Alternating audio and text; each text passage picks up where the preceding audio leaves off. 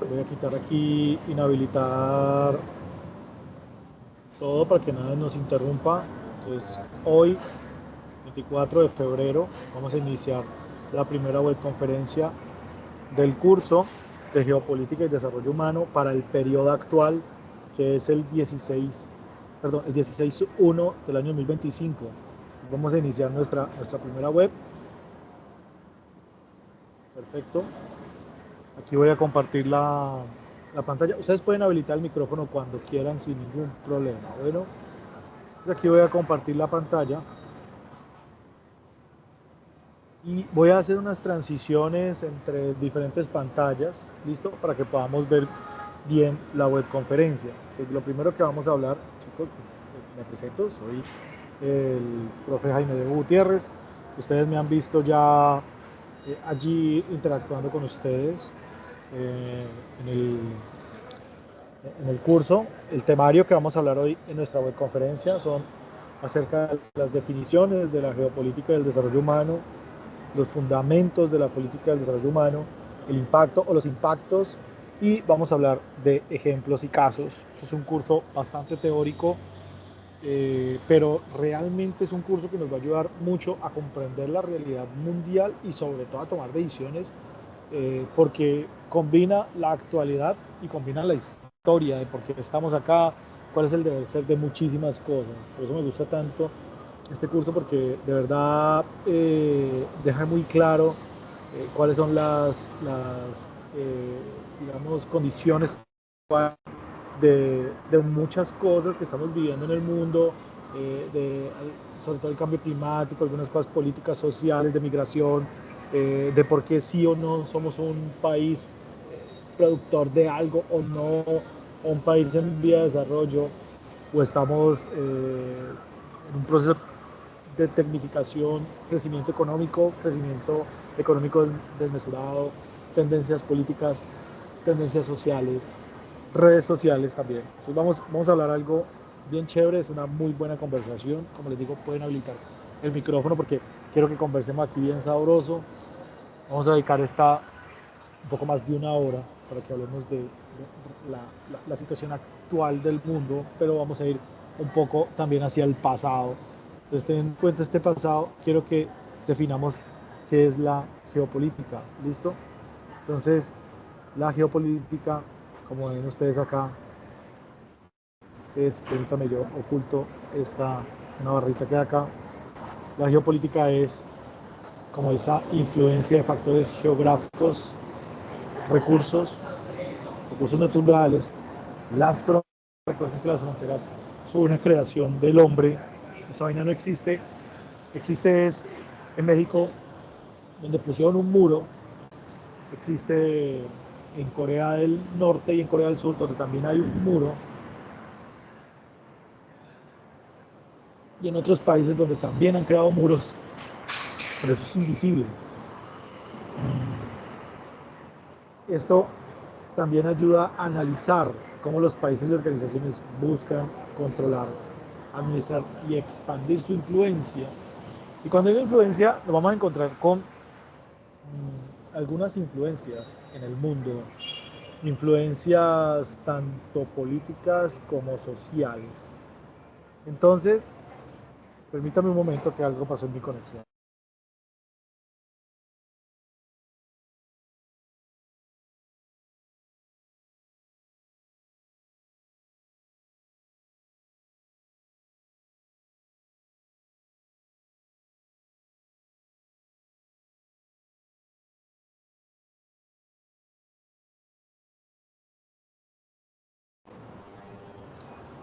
He vuelto. Muy bien. Entonces, estas influencias tienen que ver con incluso la educación. Voy a poner un ejemplo. Cuando nosotros analizamos la educación en Colombia, diríamos que la educación es para que las personas aprendan, por ejemplo, ¿sí o no? Desde el punto de vista, no sé, de la educación colombiana para los colegios estadounidenses, la influencia que han tenido los estadounidenses sobre nosotros, la educación sirve para que alguien que quiera ser economista o alguien que quiera graduarse del colegio entre en un sistema productivo. Eso es la educación para nuestro modelo. quiero ser administrador, quiero ser economista, quiero ser arquitecto, pero realmente el pensamiento sobre la educación o lo que yo quiero hacer con mi profesión es un pensamiento sobre lo que voy a conseguir a través de eso. No es un pensamiento filosófico porque es que realmente lo estoy aprendiendo porque me gusta y sobre eso pues bienvenido sea el dinero. No, a nosotros nos venden la idea de la productividad, de la competitividad y de que el dinero sirve como mecanismo para poder conseguir un montón de cosas y por eso vamos al colegio, por eso vamos a un colegio privado, a veces pagamos un montón de dinero, vamos a un colegio público que nos garantice ese círculo social o que nos garantice muchísimas cosas.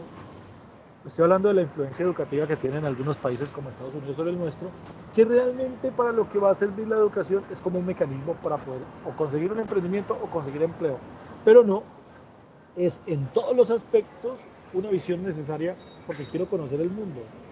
O sea, que tengas, no sé, hayas heredado un montón de dinero, vengas de una familia muy pudiente, te eduques para conocer el mundo o no sé, algo así como los príncipes que le enseñan cosas para que comprendan el mundo más, no para que hagan dinero. Es así como las influencias de los escenarios internacionales entran incluso sobre decisiones sociales, políticas e incluso militares. Entonces, siguiendo con esto, un momento, pues desde el punto de vista del territorio, la geopolítica toma la importancia de la educación geográfica de los recursos. Recuerden que los recursos en la Tierra son finitos, o sea que también tiene que ver mucho con la definición de economía, que es la que administra la distribución equitativa de los recursos escasos. Entonces todos los recursos en nuestro planeta son finitos y algunos países o fronteriza o por su condición fronteriza, eso se llama en economía ventaja comparativa y ventaja competitiva. Entonces, algunos países por sus ventajas comparativas, una ventaja comparativa es que un país puede producir oro. ¿Por qué? Porque en su geografía y en su piso térmico hay oro, ¿listo? O hay petróleo. O la climatología del sitio permite que puedas plantar flores y no se quemen con el verano, con el invierno, etc. Esa es una ventaja comparativa. Entonces, el territorio, la ubicación geográfica tiene mucho que ver sobre la geopolítica y por eso algunos países tienen una intención, una visión, un interés sobre otros países. ¿Listo? El poder, que es lo que les decía ahora, la capacidad que tiene un país de influenciar a otro, pero yo quiero que veamos ahora como sobre la historia de la humanidad y digamos que del mundo moderno, eso en qué influye y cómo ha realizado un cambio en el mundo actual. Y las relaciones, chévere ser Suiza, que tiene relaciones chéveres con todo el mundo, permite que los países interactúen y no necesariamente los países con un mayor Producto Interno Bruto, que también vamos a ver, tienen un poder de relacionamiento más alto que el otro. Y también veamos el tema de las relaciones, como en con quién me estoy relacionando. Uy, ¿cómo así que Colombia va a empezar a importar armamento para sus tropas rusos o israelí? ¿Por qué no lo hace estadounidense? ¿Sí? Eso está como mal visto. ¿Y por qué tiene relaciones con Corea del Norte? Si con Corea del Norte no tiene relaciones nadie. ¿Sí? Entonces las relaciones internacionales respecto a este contexto de la geopolítica tienen que ver y demasiado. Eh, la geopolítica está observando y sobre todo el país más poderoso del mundo, dime con quién anda y te diré si eres o no mi enemigo. ¿Listo? Y los conflictos, las disputas, por qué se dan, qué es lo que está ocurriendo, qué fue lo que ocurrió en el mundo, también tiene mucho que ver. Y sobre esto vamos a hablar un poquito de cómo la historia moderna, cuando hablo del moderno estoy hablando del siglo XIX, del siglo XX, porque estamos en el XXI, de cómo estos siglos tienen una influencia directa sobre lo que está pasando ahora en el mundo. ¿Listo? Pues ya vimos lo que era la geopolítica. Nuestro curso también tiene un contexto de desarrollo humano. Pues el desarrollo humano va mucho más allá, ¿sí o no? Por eso hablamos de índices de desarrollo humano. Entonces va más allá sobre la salud, la educación, el bienestar. Y hay entidades que tienen que ver con mantener este bienestar internacional acerca de por qué un país tiene exceso de trenes, exceso de elevadores, exceso de aviones, exceso de muy buenas condiciones laborales. Voy a comparar de pronto a Haití con Mónaco o voy a comparar a Suiza con, no sé, se me ocurre Papúa Nueva Guinea, porque estos países tienen unas condiciones diferentes, qué es lo que ha pasado en el mundo, qué es lo que está malo, qué está bien, para que el mundo tenga esas condiciones actuales, ¿listo? Y eso también tiene unos impactos sobre la salud, que es la esperanza de vida en la geopolítica. Si ustedes ven, y eso lo pueden consultar, incluso en la próxima web, quiero que conversemos sobre cómo la esperanza de vida es un indicador económico, geográfico y social que vamos a analizar de manera cuantitativa a través de modelos de regresión. Eh, ¿Cómo es que un país tiene una esperanza de vida más alta? Se me ocurre que Japón tiene una esperanza de vida superior a los 79 años y en Colombia no superamos los 75 años y en Estados Unidos puede llegar a los 80, Japón está sobre los 83. ¿Eso qué hace sobre los intereses económicos y de comercio internacional? ¿Cómo así que hay países con una esperanza de vida más alta? Y no necesariamente, en este contexto de geopolítica, quiero que analicemos muy bien eso, no necesariamente un país que obtenga un nivel de producción tan alto, y cuando hablo de un nivel de producción estoy hablando del Producto Interno Bruto, por encima de los billones de dólares, 5, 6, 10 billones de dólares, como es el caso de China, o como es el caso de India, como los indios tienen un Producto Interno Bruto tan grande, pero su Producto Interno Bruto per cápita es pequeño, o sea, los indios no tienen una calidad de vida superior a un suizo, que tiene un Producto Interno Bruto incluso 10 veces menor al de India, pero respecto a su población no tiene la calidad de vida de India. Y pongo estos ejemplos porque este curso es para eso.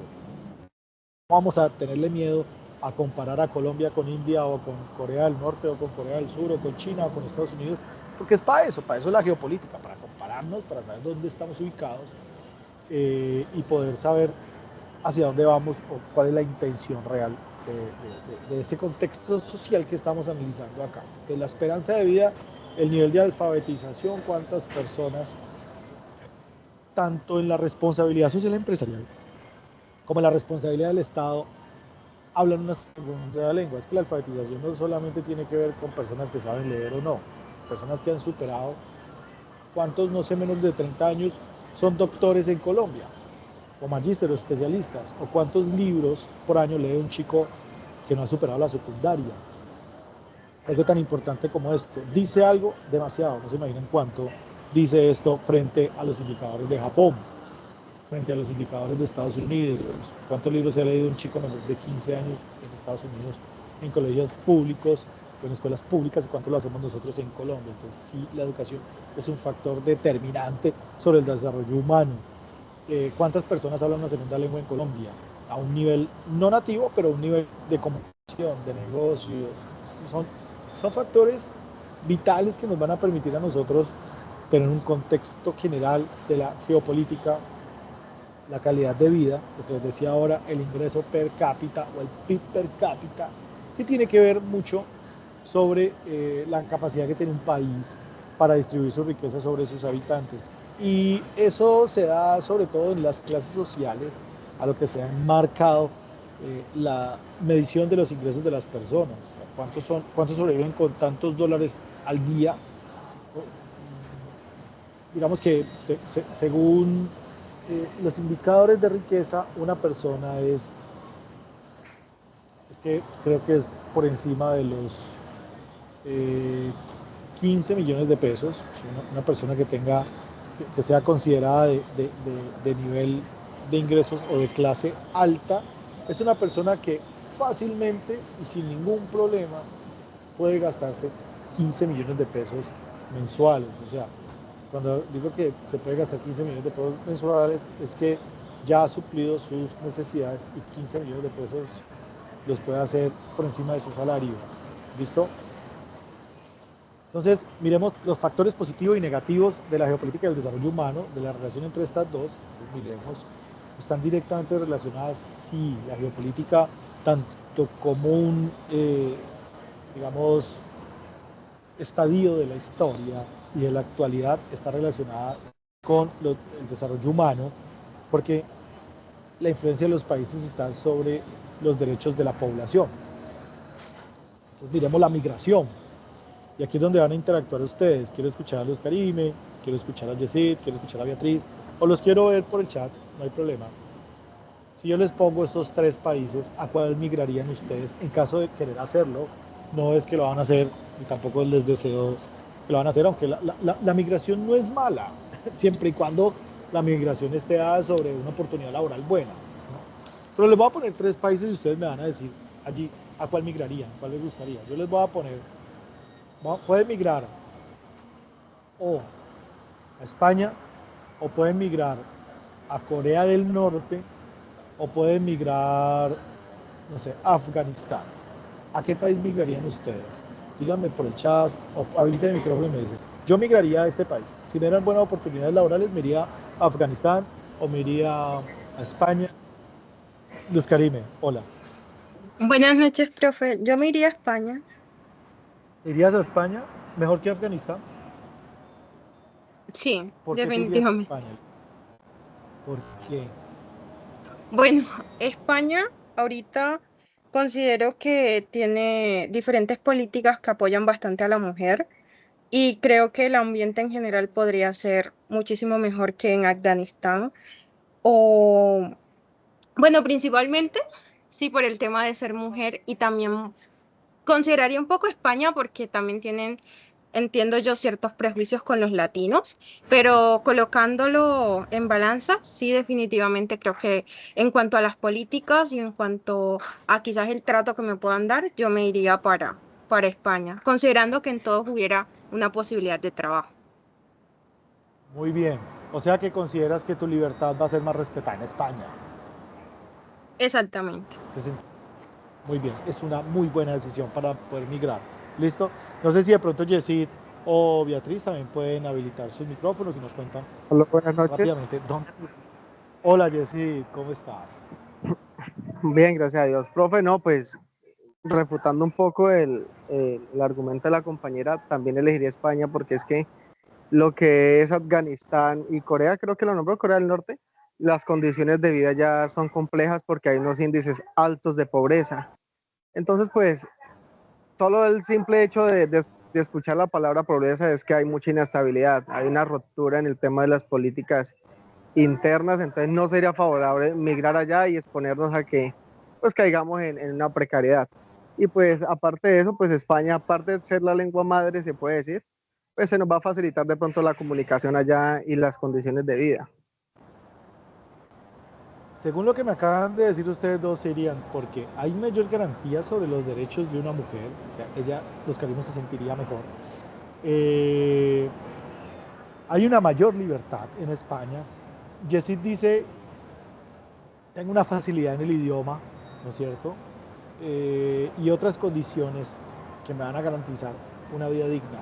Eso tiene que ver, gracias por esta participación, tiene que ver demasiado con lo que estamos hablando. O sea, estamos diciendo, yo voy a tomar la decisión de emigrar, pero mi decisión de emigrar hacia otro país se da sobre esto, sobre el por qué decido irme a otro país, ¿sí o no? O porque tengo una oportunidad de irme a otro país, pero hay algunas cosas que me van a garantizar que yo no voy a tener una calidad de vida inferior en ese otro país que la que ya tengo en Colombia, ¿verdad? Entonces, miren que hay cosas positivas y cosas negativas. Entonces, por ejemplo, lo que decías ahora, políticas, ha impulsado la Unión Europea políticas para el desarrollo humano para los países miembros. Y las guerras y sanciones en el Medio Oriente han generado crisis humanitaria y retroceso en el desarrollo humano. Vamos a ver si esto tiene que ver con lo que vamos a hablar. Voy a moverme aquí porque la verdad, voy a ser sincero con ustedes, soy un profe de tablero, espero que no les moleste porque quiero irme al tablero, soy esquemático, me encantan hacer esquemas y voy a tomar mi tablero acá y vamos a empezar a hablar de esto, de lo que quiero mostrarles. Listo, permítanme acá un momento porque creo que incluso puedo pasar esta presentación acá. Vamos a ver si la puedo pasar. No, no me dejó. Pero bueno, ahorita permítanme, yo miro si la puedo abrir. Voy a pedirles un espacio pequeño porque si puedo interactuar acá más fácil. Permítanme, no me demoro mucho.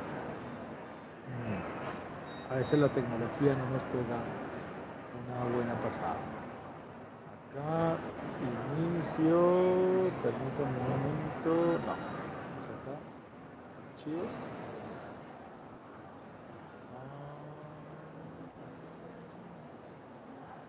Este archivo se llama Primera Web Geopolítica. Permítame un momento, vamos a ver si lo encuentro acá.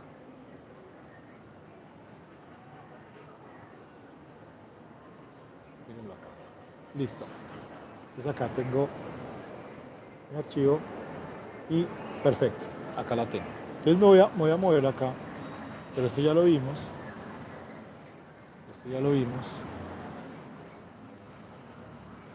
Y ya hemos visto esto. Perfecto, vamos a ir acá. Muy bien, entonces, miren muchachos.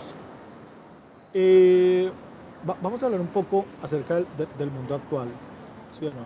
Y recordemos que en el año 1939 empezó la Segunda Guerra Mundial, ¿cierto? Entonces, ¿pueden ver mi pantalla? Creo que sí. Sí, Sí, señor. señor. Muy bien. Espero mi caligrafía sea entendible. Entonces, ¿qué es lo que pasa con la Segunda Guerra Mundial? Miren lo que está pasando en el mundo. Voy a intentar aquí, digamos que este es Latinoamérica, esto por acá es como el África, ¿sí? Es mucho más grande. Y por acá vamos a poner Europa, ¿listo? Y por acá vamos a poner Asia, Australia. Y lo que pasó en la Segunda Guerra Mundial, y voy a intentar resumir esto rápidamente, es que la Segunda Guerra Mundial es el inicio del irrespeto a un tratado que le impusieron a Alemania. Eso hace parte de la geopolítica. Ese tratado se llamaba Tratado de Versalles. El Tratado de Versalles es un tratado donde Francia y Alemania, quienes peleaban en la Primera Guerra Mundial,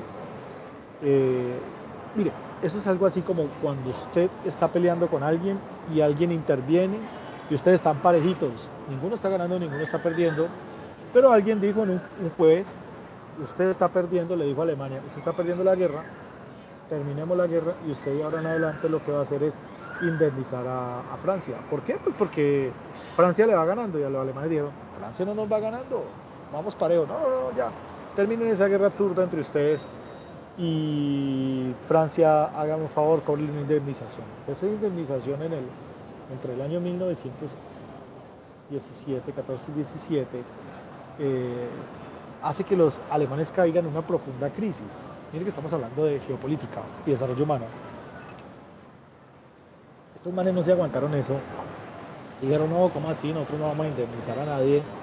Y antes de 1939, ellos empezaron una carrera en iniciar, acabar con eso, con esa hegemonía que tenía Francia sobre ellos y quitarse ese yugo. Lo primero que hace Alemania es invadir a su vecino Austria, ¿no es cierto? Invade Austria.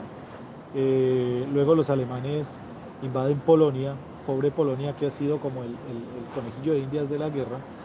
Y en poco tiempo, a partir del 39, o sea, ¿qué hicieron los alemanes? Los alemanes, y voy a hablar de geopolítica acá y de historia, los alemanes habían perdido una guerra que alguien les dijo que perdieron.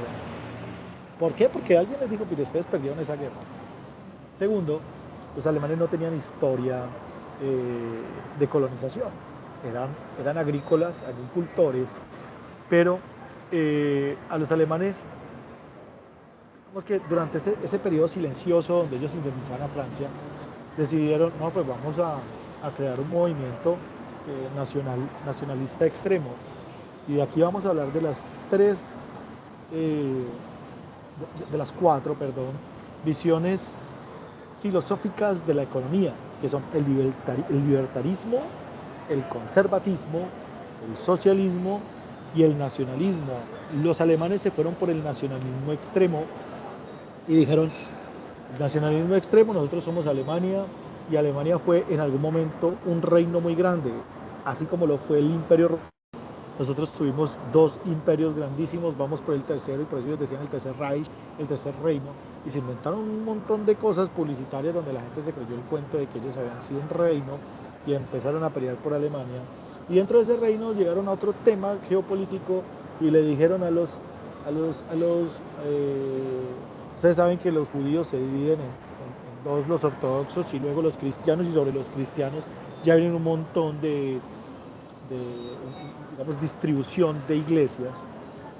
Pero dentro de ese nacionalismo extremo, le dicen a los alemanes que en su gran mayoría eran esta parte del judaísmo, pero era católico o cristiano. Empezaron a venderle el cuento de que los judíos ortodoxos eran los que habían matado a Jesús. Entonces, mire, vamos a cobrar venganza por Jesús, porque esta gente, cuando vino Jesús en el año 0, estos manes lo mataron. Algo así como, no sé, como los versos satánicos. Entonces le empezaron a decir a la gente que los judíos eran los culpables de toda la cosa mala en el mundo. Le empezaron a dar un odio sobre el nacionalismo, Alemania para los alemanes. Lo mismo hace Mussolini en Italia, y les meten el cuento a los italianos que también ellos van a volver a ser un imperio. Entonces, entre Alemania e Italia, y por acá se les une Japón, empiezan a invadir el mundo en una guerra donde digamos que los últimos disparos que se hacen sobre la Primera Guerra Mundial se hacen con cargas manuales. O sea, tú disparas, pero eso es algo así como una escopeta para matar patos. Tú disparas y tienes que volver a cargar la escopeta. En esta Segunda Guerra Mundial no, por eso los polacos y los austríacos salen a defender su país y lo hacen a caballo con sables y con algunas escopetas, y se enfrentan a una ametralladora de .50 calibres o de 60 de M60, y pues obviamente alguien a caballo frente a una ametralladora de estas, un carro tanque, portaaviones y demás, absolutamente nada que hacer, que fue durante el 1917 y 1939, casi que eso ocurre no tan antes, más o menos entre el 25 y el 39, Alemania deja de indemnizar a Francia porque no lo ve viable, y aparte de eso no lo ve justo, y crea una carrera armamentista brutal que todos conocimos como la Segunda Guerra Mundial. Estos manes empiezan a acabar con todo el mundo. Los que no están de acuerdo invaden a Francia, que obviamente era su enemigo natural, porque eso tiene otra composición histórica muchísimo más allá. Y Francia sí se rinde mucho más fácil, Inglaterra o el Reino Unido no. Ahí estaba Winston Churchill. Bueno, no estaba Winston Churchill, estaba Chamberlain, pero Chamberlain se enfermó, entonces el man rápidamente no tomó el poder, y digamos que el Congreso de los ingleses dice, pues vamos a darle un poder a alguien que sí tome decisiones. Entonces le dieron el poder a un personaje bastante influyente en la economía, porque utiliza incluso teorías de John Maynard Keynes para recuperar a un país que está golpeado por la guerra. No se deja invadir, obviamente es una isla, no es tan fácil invadir una isla ni ahora ni en el pasado. Ahora de pronto pues es más fácil, pero estamos hablando de 1939, donde la tecnología era otra. Y nosotros podemos ver esa Segunda Guerra Mundial como lo que fue una masacre de seres humanos, donde murió gran parte, más de un tercio de la población humana, sobre todo los hombres en edad de trabajar. Y también lo podemos ver como la gran revolución tecnológica que tiene el mundo moderno, porque lo fue. Cuando eso ocurre en la Segunda Guerra Mundial, después de esa gran invasión que hacen los alemanes, con ese poder bélico que tienen, también permite de manera silenciosa que este gran país, ¿sí o no?, que conocemos como Estados Unidos, pues se empiece a industrializar, porque la guerra no es con ellos, ¿no? Por acá, por el Pacífico, recuerden que este es el Océano Pacífico, por el Pacífico tiene un tropel con ellos, con Japón. Entonces los japoneses dicen, listo, nosotros tenemos un tropel aquí con los estadounidenses, entonces vamos a atacar Pearl Harbor. Pues es una base que está ubicada en el Pacífico, pero esa isla está más lejos de Estados Unidos que de Japón, teniendo en cuenta que esta tierra que estoy dibujando acá es redonda. Entonces, uno de los aliados también de Hitler era este gran país, que ahorita vamos a hablar también de esta revolución. Este gran país que viene desde el occidente europeo hasta el oriente asiático, es una vaina gigantesca, que dentro de ese país, ahora que está en guerra con otro país que se llama Ucrania, que Ucrania era parte de esa unión.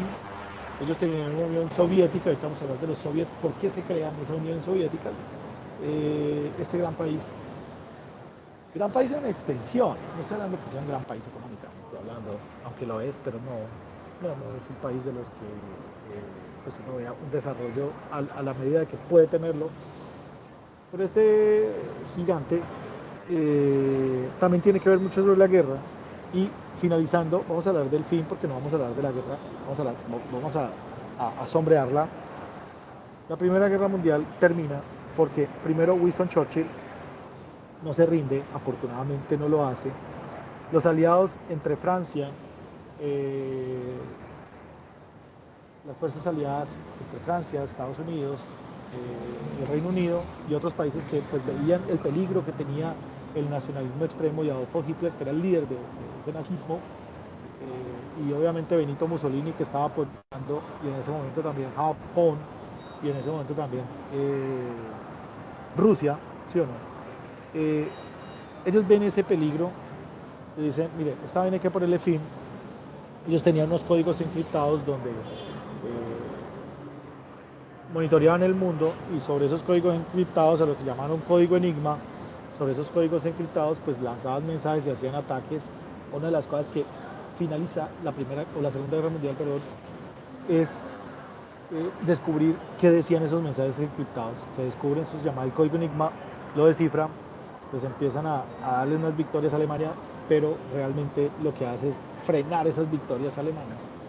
Luego Estados Unidos, este país que estaba aprendiendo a ser productivo, ¿sí o no? Porque estaba aprendiendo a hacer armamento en silencio, estaba viendo una guerra en Europa, interviene, ¿no es cierto? Hay una cantidad de cosas chéveres para leer sobre la guerra. Pero la guerra no es solamente lo que nos pintan, la guerra también tiene que ver con droga. A la gente la drogaban para que fuera a pelear. ¿Quiénes eran los dueños de esas drogas? ¿Quiénes distribuían esas drogas? El licor. La guerra no es tan napoleónica en el siglo XXI, en el siglo XX. No, la guerra de Ucrania no es napoleónica, ni es el verso que escribían algunos escritores sobre las guerras de Alexander, donde Alexander salía victorioso y era glorificado. Ahora las guerras son un desastre, porque no son en un campo de batalla, sino en países donde viven personas, donde están atacando ciudades donde hay niños, donde están contaminando el medio ambiente. Muchas de las guerras ahora son un berraco desastre.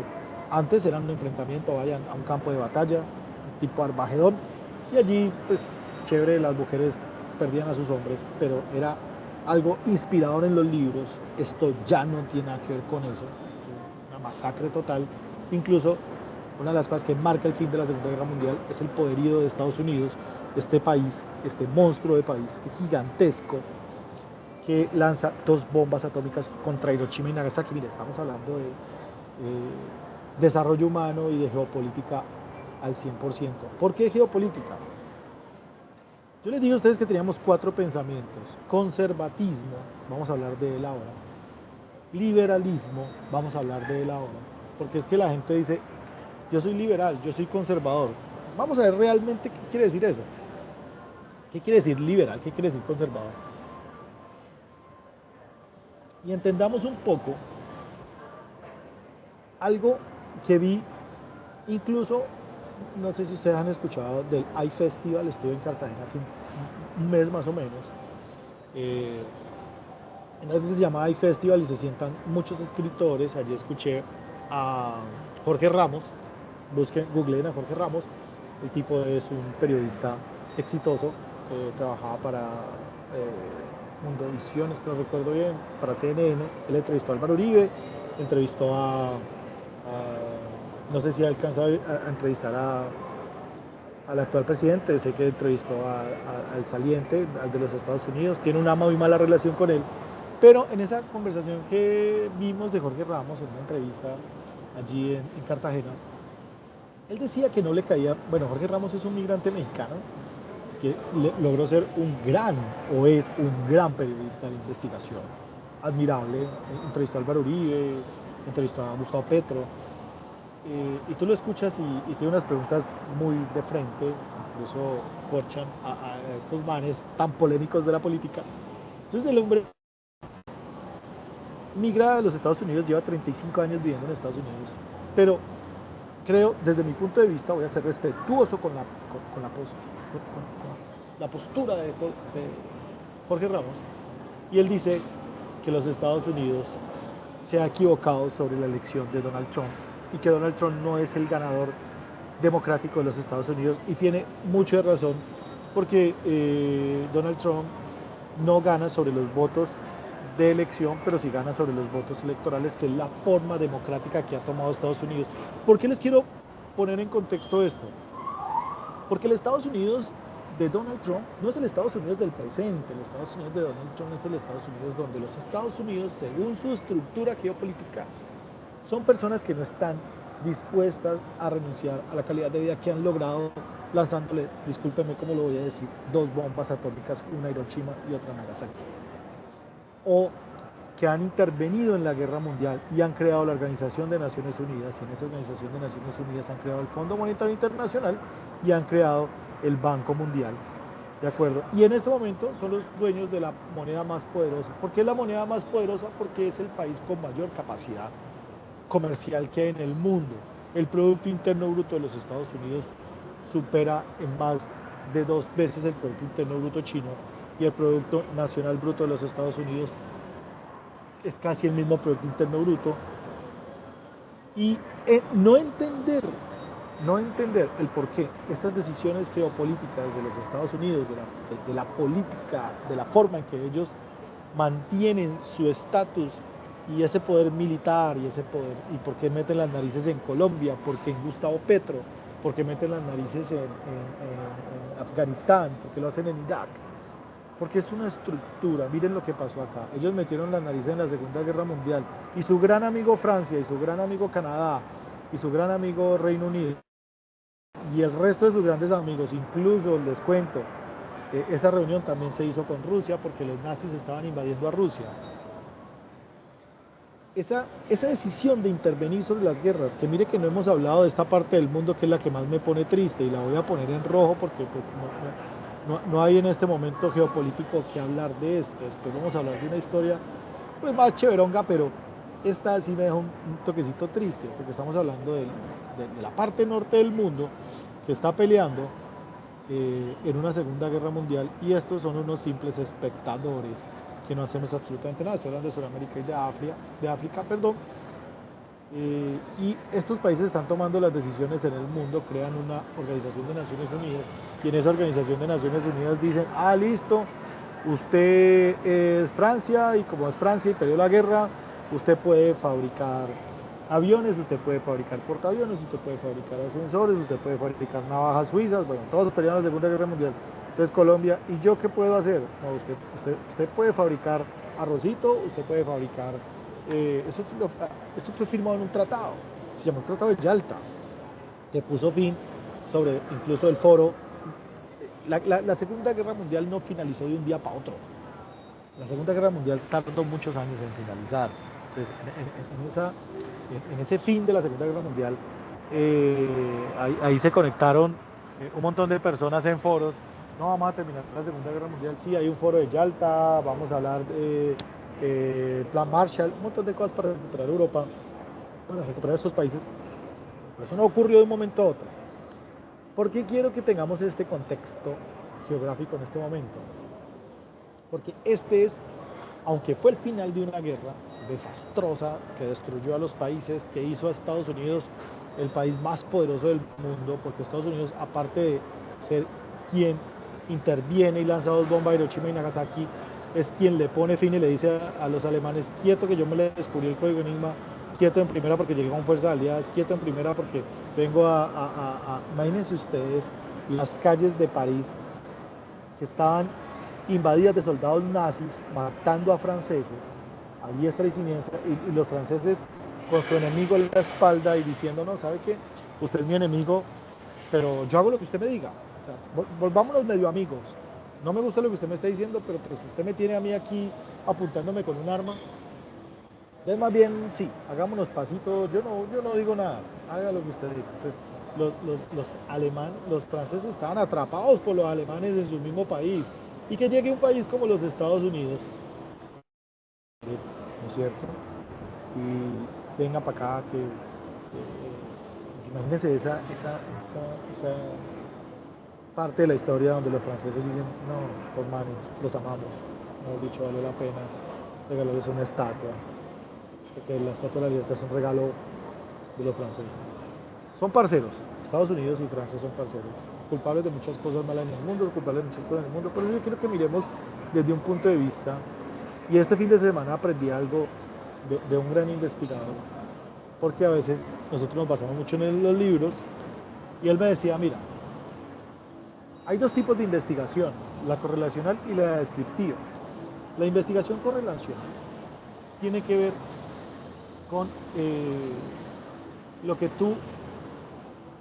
No, perdón, no es la correlacional, es la descriptiva y la exploratoria. La investigación descriptiva es esto que estamos hablando acá. Tú ya tienes los autores, ya sabes que ahí está Keynes, que está Adam Smith, que está Karl Marx, bueno, un montón de autores que hacen parte como no de la historia, pero sí directamente, o está el mismo Winston Churchill, o está Schuman, o Stalin, el mismo Benito Mussolini, Adolfo Hitler, ¿sí o no? Pero la investigación descriptiva es que yo estoy haciendo una descripción de lo que ellos dicen. Y la exploratoria es que yo voy, o sea, aquí tomo parte y digo qué es lo bueno y qué es lo malo. Eso me gusta cuando hay un entrevistado que tome parte y usted qué piensa de eso, ¿sí o no? Eso a veces uno lo que le quiere preguntar a alguien que está dando una charla. ¿Usted qué piensa de eso? ¿Eso es bueno o malo? ¿Estados Unidos es bueno o malo? No, yo no, yo les voy a poner a ustedes aquí que analicen, pero no puedo decir, ¿sí? Entonces, ahí se hace exploratorio. Toma lo que dicen otros autores y te lo pongo para que tú tomes tu decisión. Eso es lo que yo hago sobre este proceso que intento dar sobre el aprendizaje. Les entrego las herramientas que yo conozco, pero mi punto de vista no tiene el peso más que el que ustedes le quieran dar. Por eso los economistas mostramos la realidad. Alguien nos dice, y eso nos pasa a los economistas incluso al área de salud, cuando alguien está enfermo, va, dele doles, dele ibuprofeno, dele, no sé, X pasta, porque eso funciona. Entonces ya todo el mundo es doctor. O no, eso le pasa porque se serenó, entonces ya todo el mundo da diagnósticos. Lo mismo nos pasa a nosotros los economistas, ya todo el mundo es economista y todo el mundo dice que la economía está mal o bien. ¿Por qué? Nosotros lo hacemos diferente. Hágame un análisis económico. ¿Sobre qué? No, pues sobre la economía. Es que la economía no es economía si tú no me dices si quieres que analice el Producto Interno Bruto, el Producto Interno Bruto per cápita, la inversión, el consumo, la demografía, el gasto, el comercio internacional, ¿sobre quién? ¿Sí o no? Entonces, este tipo de charlas que estamos teniendo acá, lo llamamos web conferencias, lo que hace es entregar para que ustedes tomen o no partido, pero tengamos un contexto un poco más racional sobre lo que hablamos. Y pasando a las definiciones, miren lo que yo les decía. Hay cuatro, en este caso, cuatro, vamos a ver, esto no lo puedo ampliar, no, vamos a dejarlo así, ¿listo? Hay cuatro fundamentos durante la historia de la humanidad. El primero es el conservatismo y como su nombre lo dice, vamos a ser discretos, vamos a ser conservadores. Esta vaina ocurre en el siglo XVIII, en el 1790. Estamos hablando de la Revolución Francesa. ¿La Revolución Francesa qué es? Es un momento en la historia donde la gente se moría de hambre, pero los reyes no, ¿sí o no? La gente que vivía en el Palacio de Versalles vivía muy bien, pero la gente que vivía por fuera aguantaba hambre. Esta gente botaba la comida, pero los que vivían en las calles de París se morían de hambre. A Napoleón le atribuyen muchas cosas de la Revolución Francesa, pero Napoleón es solamente una circunstancia allí, un man que llegó, no estoy diciendo que no tenga nada que ver, pero el man aprovechó ese revolcón. Y la Revolución Francesa, ¿qué es? Pues es el momento en la historia donde existían la corona, que era decirle, usted como Dios le dio el poder para ser rey o reina, ¿por qué? No sé, eso lo da Dios. Ah, pero es que usted no tiene buen criterio, usted es María Antonieta y está como medio loca. No, usted es el rey, no importa, ¿listo? Así la gente no le guste. Entonces había la corona, ¿sí o no? La iglesia, en ese entonces la católica, y de ahí para abajo, nada. Había una clase que nace, que es la burguesía, gente que tenía tierras, ¿sí? Algo así como los lords. Entonces esos lores dicen, uy, pucha, venga, esta gente, aunque exista el Congreso, o como lo queramos llamar, ministerio, esta gente no hay caso. Estos manes han peleado por nosotros, ponen los ejércitos, pero pues están como medio locos y digamos que la diferencia entre el pobre y el rico es demasiado. La corona y la gente de la plebe está muy brava.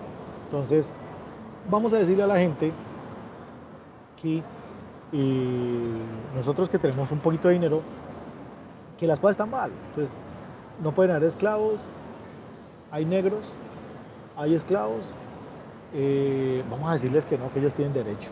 Claro, lo que hacen estos manes es financiar al esclavo, al raizal, al pobre, ¿sí o no? Y le dicen, ustedes, pues, hablando de que existía esclavitud por tu color de piel, imagínate esa vaina.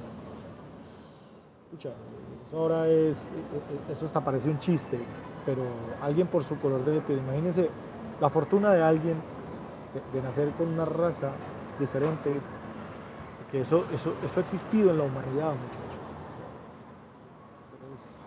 Bueno, no sé, pues la demencia humana permitió que nos peleáramos en 2 guerras mundiales. O sea, yo la verdad no tengo palabras lógicas para explicar algo así. Entonces, incluso por ser mujer.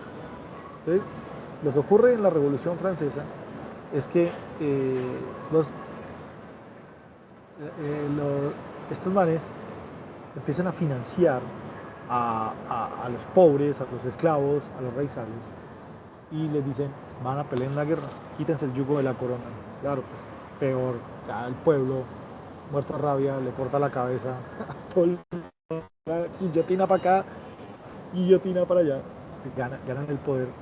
Y por eso nace algo llamado la izquierda y la derecha, es que en el Parlamento, lo que pasa es que eso tampoco es tan digerible, solamente como que, uy, sí, eso se acabó, fue un día para otro. No, eso como la Bastilla, eso tardó su tiempo. Se sientan, estoy resumiendo todo, a la derecha los que están de acuerdo con que la corona siga gobernando, porque es que no es tan fácil salir de un poder absoluto como el de la corona, a una monarquía, porque es que quedas desprotegido, el pueblo mandando al pueblo, eso es una locura. Y a la izquierda, los que no. Entonces, en ese entonces ganó la izquierda y por eso se crea el concepto de derecha e izquierda. De derecha son los que creen que el poder absoluto lo tiene el Estado y la izquierda es el que tiene el pueblo. Pero realmente no es tan así, ya les vuelvo y les digo, no es tan así. Ahí están los autores, quienes defendían la monarquía. También estamos hablando de defensores del conservadurismo moderno. Porque, ¿qué es el conservadurismo? Es que la sociedad mantiene esos valores, la tradición, la jerarquía, los cambios no es de un momento a otro, eso es gradual. O sea, vamos poco a poco, muchachos. Eso no va a ocurrir de la noche a la mañana. Poco a poco. Bueno, vamos a hacer una transición de poder, sí, pero pues no de un momento a otro. Esos son los conservadores. Los conservadores son los que la política de Estado está dada por el Estado, pero el Estado es cauto, es neutro. Sí, la educación, sí, pero poco, vamos poco a poco. Es una política, sí, es una política y es un fundamento de la geopolítica. ¿Listo? Miremos el otro, el nacionalismo, esto es una vaina más extrema, ¿no es cierto? Y ahí sí tiene que ver con esas guerras napoleónicas donde los estadounidenses pelean por los estadounidenses y vamos a la guerra a morir. Ya, eso es lo mismo que hicieron los nazis cuando quisieron quitarse el yugo de los alemanes, eso lo hicieron.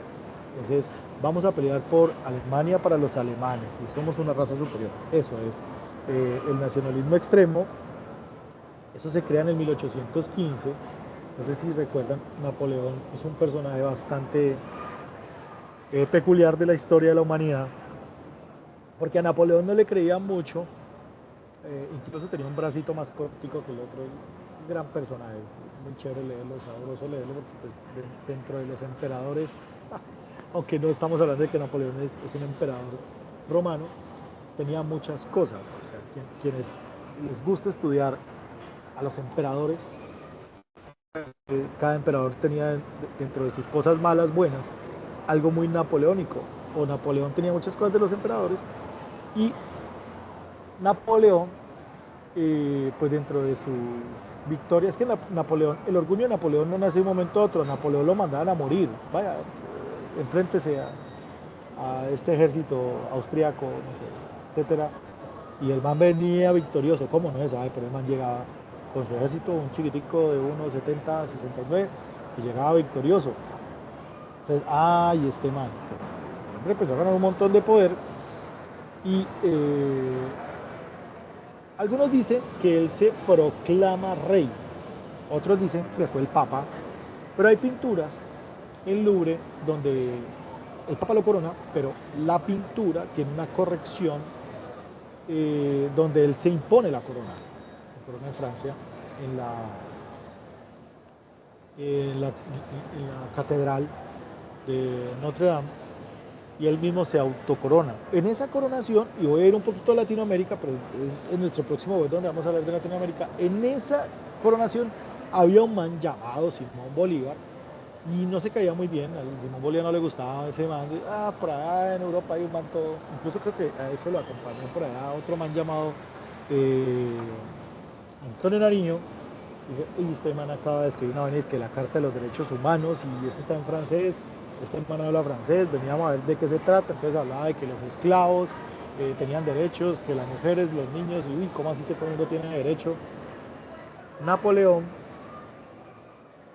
le pide al rey de España que lo deje pasar, porque necesita atacar al rey de Portugal, y como España tenía ese problemita con Portugal, el rey de España lo deja pasar. Y lo que hace Napoleón es poner preso al rey de España, y Napoleón le echa el chisme a Simón Bolívar, que fue a la coronación, a esa coronación que tuvo Napoleón. Pero hermano, aquí yo tengo preso al rey, usted ya tiene que virreinatos. Tiene una revolución, eso no tiene peso, y ahí es donde empieza la revolución. Ahí por el 1815, donde nosotros como latinoamericanos empezamos a quitarnos el yugo ibérico, nos empezamos a quitar ¿Me regalas otra casi con hielo, por favor? Gracias. Te traigo entonces solo el agua y... con hielo. Agüita y un vasito con hielo. Entonces, empieza también ese nacionalismo. Ahí empezamos nosotros a pensar como nacionales. ¿Listo? También muy chévere, el socialismo, ¿sí o no? Como dice Fito Páez en su canción, no sé si se acuerdan de su canción. Esa canción se llama...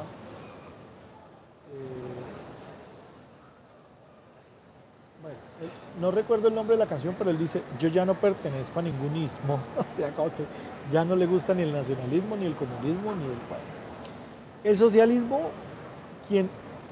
los autores principales de esta vaina, los pioneros, surgen en un manifiesto. Obviamente, pues hay mucho más historia antes del mismo Carlos Marx, pero desde el punto de vista económico, a quien recordamos mucho es a Carlos Marx. Y esto surge de una revolución industrial, porque el capitalismo en ese entonces tenía un poder muy grande, porque estamos hablando de que existía un liberalismo económico donde incluso un gran autor llamado Adam Smith hablaba de ese extremo liberalismo, y Adam Smith decía que las riquezas de las naciones se dan porque el Estado no tiene tanto poder, y aquí es donde Carlos Marx dice, uy, espérate, ¿cómo le vas a quitar el poder al Estado? Y el nacionalismo decía, no, pues hagámoslo ahí discreto, el nacionalismo viene siendo como el hermano tibio de los cuatro, y el liberalismo viene siendo como el hermano metelón. El nacionalismo es como que lo que ustedes quieran, pero por la nación, ¿listo? Entonces el socialismo, decía Carlos Marx, y ahí es donde yo digo, en muchas ocasiones, es una manipulación de los que leen. Los que leen el socialismo manipulan a los que no lo leen y dicen que el comunismo es un invento, y lo que decía Carlos Marx, que solamente 40 años después, Lenin empezó a hablar Vladimir Lenin empezó a hablar del comunismo, pero realmente el comunismo es el fin o el punto de llegada del socialismo. Pues, ¿qué era el comunismo? El comunismo pues ya es la bandera roja que se crean estos manes.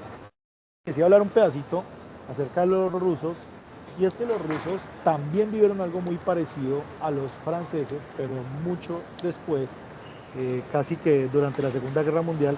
Y es que los rusos tenían un rey que le llamaban zar, y estos manes, los Romanov, Nicolás, que fue el último, también ponían a la gente, ellos tenían palacios gigantescos en cada una de las grandes ciudades que tiene ese país tan grande, que eso yo creo que ni el presidente se ha podido recorrer.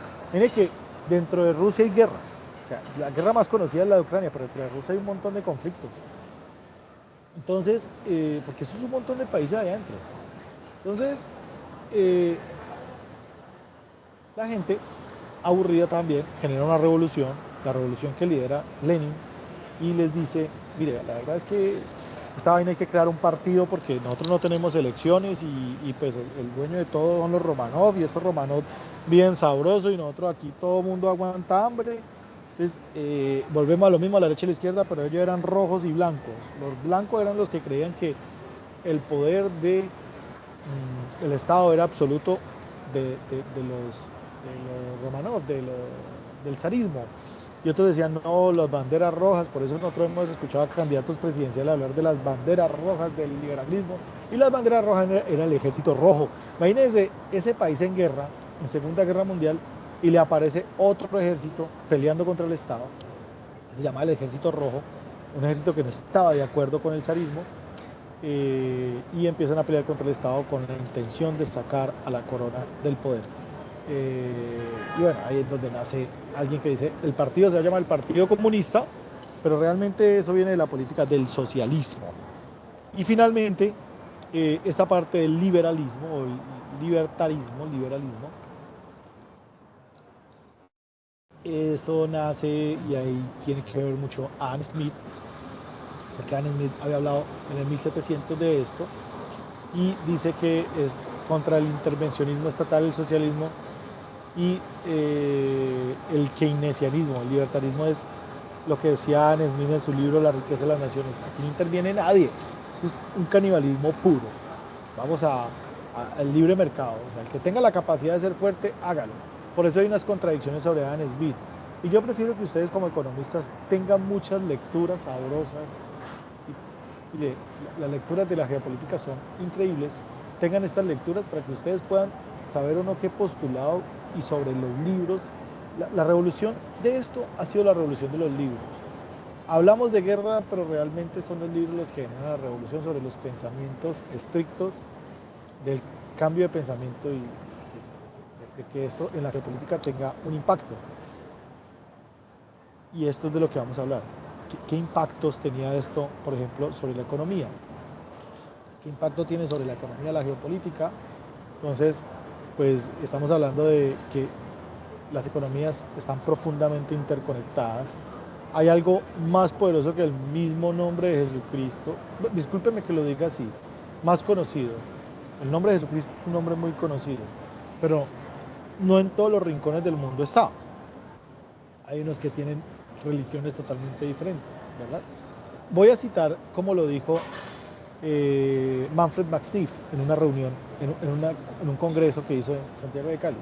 Algo más masivo que el mismo cristianismo es la globalización, más conocido que el mismo nombre, en este caso de Jesucristo, que es, digamos, el ser, el ser sobre el que se ha escrito más conocido en todo el mundo es Jesucristo. Entonces, el hombre decía, la globalización está en todos los rincones del planeta, y el impacto sobre la economía es sobre los recursos naturales de los países que son denominados ricos y pobres. Ya vimos por qué sobre la Segunda Guerra Mundial ocurre esto, sobre las guerras comerciales que existen entre países como China y Estados Unidos, sobre el dominio de una moneda, donde algunos países europeos tienen que unirse para poder hacerle peso a esa moneda, sobre las inversiones estratégicas de la geopolítica, donde hay una franja o iniciativas para que China pueda tener un impacto económico mayor. Y creo que sobre nuestra segunda web vamos a hablar de cómo China hoy es uno de los países más influyentes en el mundo entero, Los impactos en política, entonces las políticas, por ejemplo, la política de defensa que tiene Corea del Sur sobre Corea del Norte, cuáles son los aliados que ha tenido sobre Estados Unidos, porque estas dos Coreas son totalmente diferentes, aunque, mire, eso es como vivir, cuando usted ve la diferencia entre esos dos, que limitan en un frío extremo. Discúlpenme un momento, por favor. Discúlpenme. Ya. Ay, qué pena con ustedes. Estaba. Entonces, en ese... ay, Dios. En ese frío extremo en el que viven estas dos Coreas, eso es como pasar de una ciudad a otra, de un departamento a otro. Es increíble cómo estos países están familiarmente conectados y cercanos, tienen políticas muy diferentes, políticas sociales, económicas y exteriores muy, muy diferentes. Vamos entonces al impacto social. Entonces, impacto social sobre movimientos como el de Free Days for Future, que son movimientos de los mismos jóvenes reclamando sobre el cambio climático, que es algo, Dios, nos tiene muy preocupados a todo el mundo. Ese eterno panorama del Medio Oriente, Dios, o sea, vuelvo y digo, los seres humanos jamás nos hemos puesto de acuerdo en cosas, o muy pocas cosas nos hemos puesto de acuerdo. Las cosas buenas en las que nos ponemos de acuerdo, pues sobre el fin de la Segunda Guerra Mundial. Y es algo que debemos aprender los latinoamericanos. Mire que aquí no hemos tocado el tema latinoamericano. Solo voy a tocar un pequeño ejemplo acá, porque se nos acaba el tiempo. Un pequeño ejemplo latinoamericano puede ser, digamos que los actores de la política extranjera sobre la protección de los derechos de los recursos naturales que tienen países como Venezuela, Brasil, Argentina y México, sobre sus reservas de energía, ¿de acuerdo? Hombre, Venezuela, muchas personas criticamos el modelo venezolano. Sí, no, voy a utilizar mi investigación descriptiva para esto, porque voy a dar mi postura. Yo no estoy sentado en la derecha o en la izquierda, no me gustan. Intento hablar como Fito, no pertenezco a ningún ismo porque yo no estoy a la medida de las cosas, prefiero encontrar un camino sin importar la política, sin importar la filosofía. Pero en el caso venezolano, Venezuela es un país que tiene una gran reserva minera y digamos que la dependencia que tienen los países como los nuestros latinoamericanos sobre las decisiones económicas que tiene Estados Unidos generan que países como Venezuela, con bloqueos económicos, tengan una crisis de inflación migratoria, social, ¿sí? Porque pues, en este momento ese es el país con el que se deben tener relaciones. Incluso nos pasó, y eso fue el tema principal en el iFestival, el que les conté de Cartagena. Todo el mundo hablaba de las decisiones diplomáticas que se tomaron al momento de la deportación de nacionales de Estados Unidos a Colombia. Entonces todo el mundo hablaba que Gustavo Petro no tenía razón, que el presidente de Colombia no tenía razón, que el presidente de Colombia tenía razón, y terminamos concluyendo que tenemos una gran dependencia económica, social sobre Estados Unidos. Sí la tenemos. Mi postura es, claro, me parece que hay que defender la dignidad, ¿sí o no?, de nuestros ciudadanos, de la forma en que los han deportado, pero pues también hay que entender que, como le decía en el caso de Jorge Ramos, pues que esa es la forma en la que los Estados Unidos han durante muchos años mantenido su soberanía. O sea, ellos allá... Hola, dime. Adelante, Profe, Jessy. de pronto yo opine sobre un tema que de pronto desconozco mucho porque tiene bastantes. pero en lo poco que he tenido de lectura o quizás de algunos tutores que he tenido muy buenos en la universidad. En alguna ocasión tocábamos un tema para allá en el segundo semestre muy relevante y creo que mirábamos que Estados Unidos era un país oportunista, era un país de oportunidades, que aprovechaba el declive de uno para apoderarse de algo por parte de ellos. Entonces, en el tema que tocamos ahora rato como Ucrania, como Venezuela, son países que en recursos naturales tienen una gran ventaja, pero tienen una serie de desventajas que es cuando países como Estados Unidos o Rusia pues entran a apoderarse un poco de eso, pues con una finalidad de no afectarse en ellos, por ser tan robustos, por tener economías muy buenas, pero pues yo he llegado a la conclusión como su merced lo indicaba, o sea, eso ya son factores netamente económicos. Y en economía pues se mueven distintos entornos, pero la finalidad creo que siempre es el aprovechamiento de los recursos naturales y los países tan grandes están mucho más expuestos a tener limitantes frente a ello. Entonces, por eso es que tienen que recaer en países como Colombia, como Venezuela, como Ucrania, que son países que, por ser de pronto una minoría en el tema de la globalización, pues tienen recursos más disponibles. Pues creo yo, ¿no? Mira, me encanta que tengas esta postura, este análisis, porque tienes total razón. Venga, yo les puedo pedir un favor, pueden habilitar la cámara. Yo sé que están en la casita, donde yo les quite el fondo, yo estoy aquí, pero yo les muestro el fondo.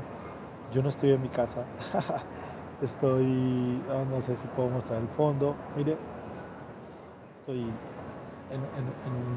en un sitio fuera. Por favor, habiliten, yo sé que están en la casa, habiliten la cámara para que nos tomemos una captura, tengamos evidencia y quiero escucharlos y quiero, Jessy, ¿puedes habilitar la cámara? Lo mismo Jessica, Sí, dime, señor. habilita la cámara, tranquilo. Yo los conozco. Hola, Luz Karime, ¿cómo estás?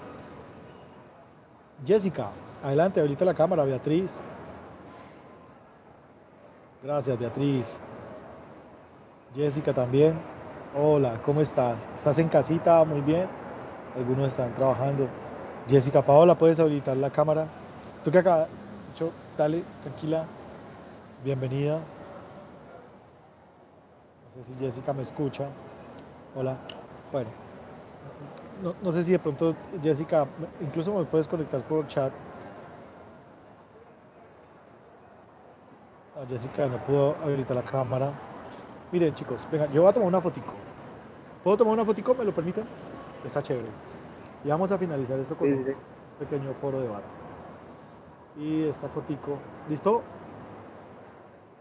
Eso, sonrían acá. Listo, quedamos ahí muy bonitos.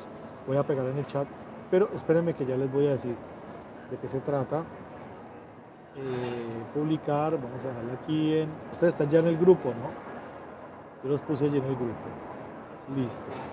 Venga, les cuento un poco. Y acá está en nuestra web. Listo. Bueno. Tú hablabas, y esto te lo voy a responder con algo muy sencillo que yo he podido notar sobre estos países. ¿Cuántos colombianos estarían dispuestos a morir por el amarillo, azul y rojo en una guerra con la guerrilla de otro país? Vamos a hablar muy, digamos, un poco sin las vísceras, como diría Maquiavelo. ¿Ustedes creen que los... Dime, Yo dime. creo que es, hola, yo creo que eso es más un tema patriótico. Yo creo que en este momento muchos dirán, ay, no, pero en el momento en que se vea amenazado el territorio como tal, nos sale como ese patriota que llevamos por dentro, porque nosotros somos así. O sea, mire, uno ve personas por fuera que están hablando mal de Colombia y se van contra el mundo, pero acá adentro no defienden, pero afuera sí. Entonces yo creo que ese tema de defensa de tierras por parte de nosotros, pues como individuos, es algo más patriótico. O sea, en este momento, como no vemos la situación como tan al límite, podrían muchas personas decir, no, pero dada una situación compleja donde se ve amenazada el tema territorial, el tema de poder, el tema de nosotros, o sea, como de nuestra, ay, hombre, se me fue la palabra. Eh, bueno, no sé, que nos veamos amenazados con el tema de perder territorios y todo ese tema de seguridad y todas esas cosas, yo creo que ahí a todos nos nace el patriotismo. Te voy a contar algo, Beatriz. Winston Churchill estaba a punto de tirar la toalla en la Segunda Guerra Mundial y decía, güey madre, la gente no quiere ir a morir a la guerra, qué miedo, ¿sí o no? Porque un presidente de Colombia hizo un comercial, ¿usted daría a su hijo para la guerra? Y todo el mundo decía que no. Usted le pregunta eso a un estadounidense y le dice, ¿dónde es? ¿Es en Afganistán? ¿Es en Irak? Vamos. Y Winston Churchill, una vez muy abrumado, yo me imagino el nivel de estrés, pues yo a veces me estreso calificando, yo a veces me estreso trabajando, moviéndome de una ciudad a otra, pero yo no me imagino el nivel de estrés que puede tener un presidente en una guerra, ¿no? Debe ser para Buenas quedarse sin noches. pelo. Hola, Qué hola, pena, Jessica. buenas noches, ¿me escucha? Hola, sí, te escuchamos perfecto. Qué pena, profe, es que yo no escucho muy bien. Hola, no sé si Hola. seré yo. Ponle volumen. No, se escucha súper. Ya ahora no escuchaba muy bien. Gracias, buenas noches. Aló, hola, Hola. creo que soy yo. ¿Sí? Hola, ¿Aquí escuchas mejor? Hola. ¿Me escuchas mejor? creo que soy yo. Quítate los audífonos y pon el micrófono. Quítate Sí, los audífonos y deja el micrófono del compu. hola, Mira si puedes dejar el micrófono del compu. Muchachos, creo si que alguien le soy puede escribir yo. esto en el chat, háganlo. Para que ella quite el micrófono del Hola, compu. buena. Que se quite Hola, ¿me escuchas? ¿Mejoró? Sí, ya Sí, creo mejoró que... un poquito más. Qué pena, sí creo que son mis audífonos. Ok, tranquila. Sí, quítate los audífonos. Entonces, mire, yo le iba a decir algo a Beatriz. Si quieres, exacto. Esto le pasó a Winston Churchill. Todo el mundo asumía, no, la gente no va a ir a la guerra. El hombre sale porque en Inglaterra hay una parte del año donde no se puede ver. Es una bruma que llega baja a la ciudad y no se puede ver a más de 5 metros de distancia. O sea, tú caminas como si fueses invidente. Y el man abrumado llega y la gente lo ve en el metro y, uy, vení, ¿qué pasó, presidente? Era el primer ministro, no el presidente. El primer ministro dice, no, pues yo no sé qué hacer, nos rendimos y llegó una señora así como con el pensamiento que tiene Beatriz y le dice, ¿qué? ¿Cómo? ¿Usted qué va a hacer? No, rindámonos ante Hitler. Ante Hitler no vamos a la pelea. ¿Usted cómo se llama? No, yo me llamo Beatriz Escobar. Beatriz, ¿tú qué haces? No, yo soy estudiante. ¿Y qué opinas? No, vamos a la guerra. Y luego, Jessy, no, pues mire, yo soy notario en Bogotá. ¿Y qué decís, Jessy? No, vamos a la guerra, Hitler no puede gobernar. Y empezó a contra todo el mundo y todo el mundo arranque. Y él pensaba, porque sus conversaciones eran directamente con el rey, él pensaba que en ese momento era el rey, el papá de la que acabó de ser la mamá de Juan Carlos, la que murió, los reyes de Gales, la reina Isabel. Y eso mismo, claro, pensaban los ingleses, vamos a la guerra, vamos a pelear, ¿cómo nos vamos a dar montar? Eso es lo que ha generado, lo que dice ahorita, lo que decía ahora Yesid, lo que genera en un nacionalismo extremo, bueno, la necesidad está, vamos a defender nuestros colores, vamos a defender nuestro país, vamos a defender nuestra soberanía.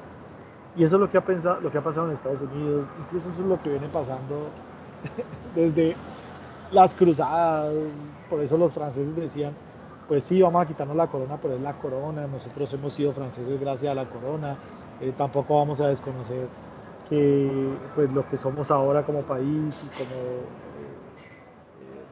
con el reconocimiento bélico que tenemos es gracias a eso, lo mismo los ingleses, ellos son ahora colonizadores o fueron colonizadores gracias a eso, lo mismo pasaba con España, lo mismo pasaba con Gales, lo mismo pasaba con Italia, con el imperio, y lo mismo a veces creemos que en la Alemania actual en algunos casos se avergüenza del holocausto, que fue esa gran masacre que hicieron sobre los judíos, pero no del todo es así, porque gracias a eso, a esa valiente Beatriz que dijo, el día acorralados vamos a arrancar contra el que sea y en una situación de esta, nosotros vamos a mostrar nuestro gran nacionalismo, porque mira que estamos hablando de nacionalismo, nada de libertarismo, es nacionalismo en nuestros colores.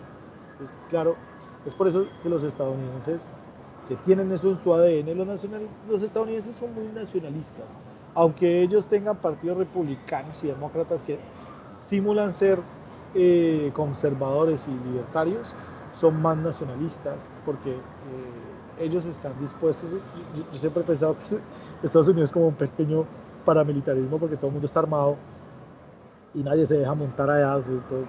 Alguien, invasión a la propiedad privada. Hace poco me vi una serie que se llama Yellowstone, se la recomiendo, muy buena.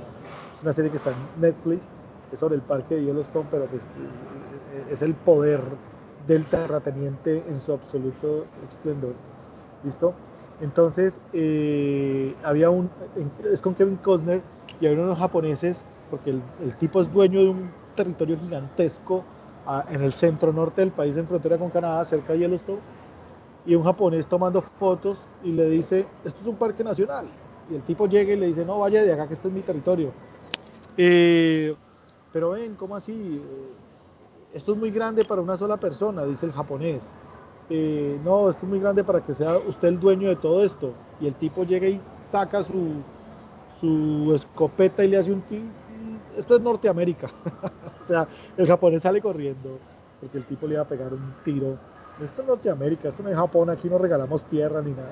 Mire que en la geopolítica los japoneses tienen un pensamiento muy diferente. Cuando ocurrió lo de las dos bombas atómicas, el emperador la primera dijo, vamos a pelear así sea con palitos, pero nosotros somos nacionalistas. Cuando ya vinieron las dos guerras, las dos bombas atómicas, yo no detengamos, primero la vida, ¿sí o no? Entonces, eso tiene que ver mucho, los bárbaros, los vikingos, los nórdicos, tiene que ver mucho con la forma de pensar. Nosotros, no sé, cómo nos identificamos. Yo he tenido la oportunidad de viajar.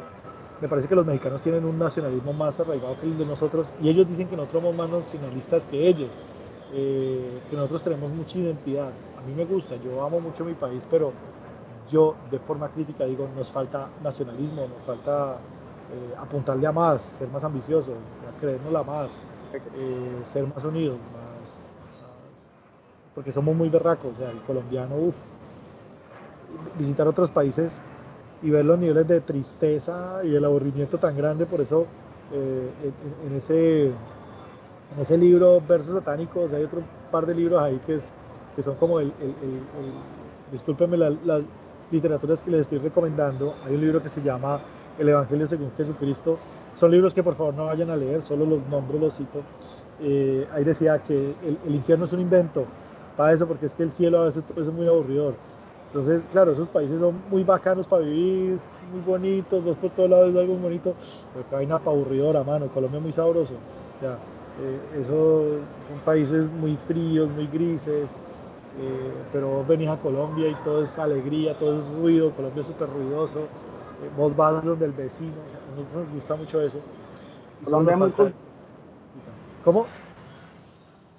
Lo que pasa es que Colombia es muy cultural, Colombia es muy tradicional.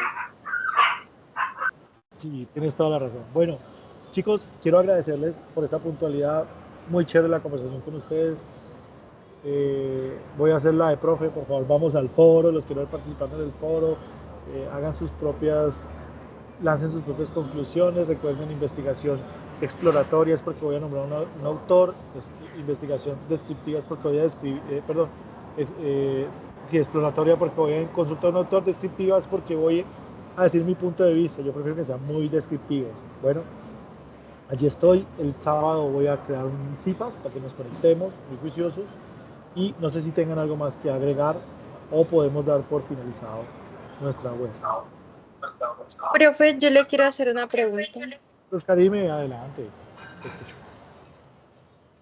Profe, lo que usted hablaba ahora mismo, el último tema que trató, ¿por qué usted considera que quizás el colombiano en otro país sí es verdad que despierte ese sentimiento patrio, pero ahorita con la situación actual, por ejemplo, en el Chocó y en toda la violencia que se está viviendo, es como que, ay no, pobrecitos, pero realmente nadie hace nada, ni se despierta ese sentimiento patrio. Sí, mira lo que está diciendo ella. O sea, a veces necesitamos como esa, eh, no sé, como ese impulso extremo de una guerra entre países. Pero yo te voy a decir algo. Eh, en Colombia funciona la polarización, ¿sabes? Funciona muy bien. Y está funcionando en los Estados Unidos y por eso Donald Trump es el presidente de los Estados Unidos. A usted dicen es rojo o es blanco. No hay gris. Y eso es lo que ocurre en Colombia. Entonces, a los colombianos nos han dividido en esos dos tonos, donde estamos de un lado o del otro, pero no somos colombianos. Incluso nos hemos llamado por el nombre de dos personas, petristas y uribistas. Algo muy grave, es algo muy grave para la geopolítica colombiana porque pues nadie es petrista ni es uribista, la gente confía en las cosas que promete alguien para que sea el presidente de la república y da su voto de confianza. Y ese voto de confianza es para que las cosas mejoren para todos. Lastimosamente, y esto lo dice Adam Smith, no es la benevolencia del panadero la que hace que el pan sepa muy bien y tenga una buena calidad, es su interés propio. Entonces la gente confunde el interés propio con el interés colectivo y el interés de un político es un interés individual, sino que él le habla a las masas. Ah, bueno, ¿a quién le gusta que le hable? No, pues vamos a hablarle a las personas por su género, vamos a hablarle por su color de piel, por su ubicación geográfica, por sus intereses económicos. No hay nada más rentable que vender educación a los niños, no hay nada más rentable que venderle a los pobres que van a ser, a los pobres que van a ser ricos, a los ricos que van a ser pobres. No hay nada más rentable que venderle el miedo a la gente, ¿sí o no? O sea, hay muchas cosas rentables en el mundo que funcionan con el miedo y eso nos está pasando en Colombia. En Colombia nos ocurre, muchachos, que a nosotros nos venden polarización.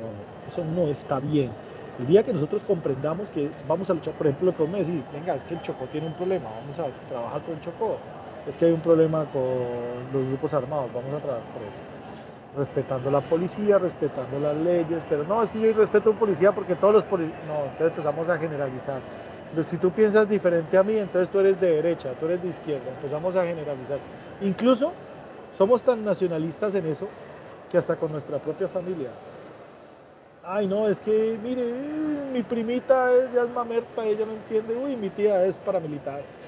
Hombre, no creo que a esos dos personajes que comen juntos, que cenan en una mesa, yo me imagino en un superhotel, los dos, de que va, uno hablando costeño y el otro hablando paisa, diciéndole usted que usted va a comer pacetica o va a comer, esos comen en la misma mesa y nosotros somos en el medio, vuelvo y les digo, el Evangelio según Jesucristo, hay un apartado de ese libro que no van a leer. Aquí está sentado el diablo en una canoa y aquí está sentado Dios. Pero Dios estaba primero con Jesús y Jesús se habla con Dios y Dios es muy bonito, barbado. Y le dice, papá, ¿cómo así? Viene alguien nadando ahí, era el diablo y se sentó atrás. El diablo era igual a Dios, pero sin barba. Y le dice, uy, venga, ¿él por qué está acá? Él es necesario, yo lo invité. Entonces, ahí estaba el diablo mostrándole a Jesús y Dios que Él los ha creado y usted está en el medio. ¿Sí o no? Eso ocurre. Nosotros estamos en el medio de eso. Para entenderlo, leer. O sea, entender el mundo de una manera, hablar otra lengua es conectarse con otra cultura. No hacer plata, lo que les decía al principio de la educación. Viajar no es Viajar es vivir otra cultura, y no solamente viajar por otros países, que es maravilloso. He tenido la oportunidad de viajar y una de las cosas que más me he disfrutado es ir a México. Todo el mundo, uy, que Francia, que... No, México me encanta. El mar que más me gusta es el de San Andrés y el de Colombia. ¿Sí me hago entender? O sea, viajar te conecta con otras cosas, hablar otra lengua te conecta con otras personas. Es la única forma de entender al otro. Y cuando nosotros entendemos eso, dejamos de pensar de esa individualidad. Entender al otro es eso. ¿Listo? Es mi punto de vista, Luz Karina. Profe, pero es que Saramago tiene una manera de interpretar y de hacerte pensar muy interesante. Sí, así es. Así es. ¿Lo has leído? Sí. Por ahí tengo me encontré con el de los versos satánicos en Cartagena. Ahí está. Se llama. Se me olvidó el nombre. Me tomé una foto con él y todo para la hemeroteca casera. Así como cuando uno ve un político que se toma fotos con él, no sé para qué. Prefiero tomar una foto con Karol G, Shakira, algo así que tienen algo más de influencia. Listo. Muchísimas gracias, chicos. Señoritas, gracias por conectarse. Un abrazo gigante. Los veo en el chat. ¿Listo? Se cuidan Chao, mucho. buenas noches. Muchas gracias, chicos. Gracias a Gracias. ustedes. Hasta luego, chicos. Chao. Ya está.